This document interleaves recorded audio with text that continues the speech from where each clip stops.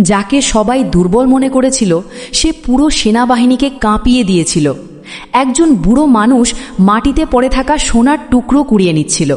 যখন সেই শেষ টুকরোটা তুলল তখন সাথে একটি পাথরও তুলে নিজের হাতে রাখল। ঠিক তখনই এক অফিসার তার সৈন্যদের তাকে গুলি করার আদেশ দিল।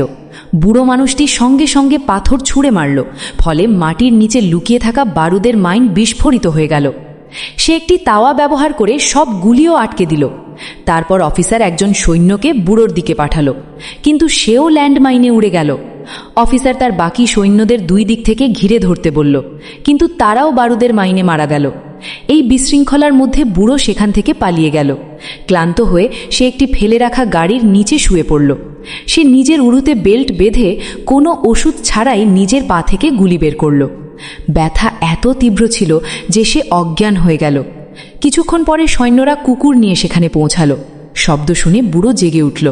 সে দ্রুত সোনা গাড়ির নিচে লুকিয়ে দিল এবং পেট্রোল ট্যাঙ্কে ছিদ্র করে নিজের শরীরে পেট্রোল ঢেলে দিল। তবুও কুকুরগুলো তাকে গন্ধ পেয়ে খুঁজে বের করত। এখন বুড়োর কাছে পালানো ছাড়া আর কোনো পথ ছিল না। সে গাড়ির নিচ থেকে বের হয়ে নদীর দিকে দ্রুত দৌড়াতে লাগল।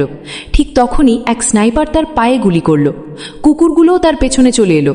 তখন সে একটি দিয়াশলাই বের করে নিজেকে আগুন লাগিয়ে দিল। আগুন দেখে কুকুরগুলো ভয়ে থেমে গেল।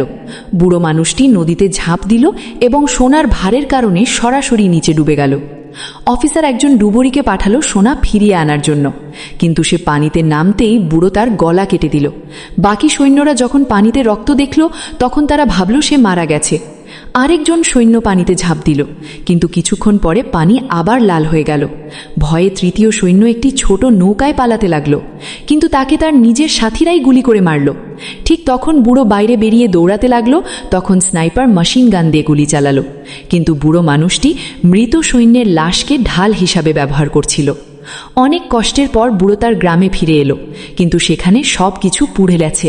সে একটি পেট্রোল পাম্পে লুকিয়ে পড়ল। ঠিক তখন সে তার কুকুরটিকে দেখল, যার শরীরে বোমা বাঁধা ছিল। সে দ্রুত বোমা খুলে ছুঁড়ে ফেলল, কিন্তু ছুঁড়তেই বোমা ফেটে গেল। সৈন্যরা তাকে ধরে একটি কাঠের খুঁটির সাথে বেঁধে দিল। অনেকক্ষণ ছটফট করার পর সে শান্ত হয়ে গেল।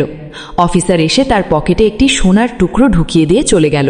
সৈন্যরা চলে যাওয়ার পর বুড়ো মানুষটি, যে আসলে মৃত হওয়ার ভান করছিল, জ্ঞান ফিরে পেল। সে নিজের শরীর নাড়ালো, একটি পেরেকের ওপর পা পড়ল এবং ব্যথা সহ্য করে নিজের ক্ষতকে লোহার রডে আটকে দিল, যাতে ক্লান্ত হয়ে মারা না যায়। পরের দিন একটি ফাইটার জেট সেখানে জ্বালানি ভরতে এলো।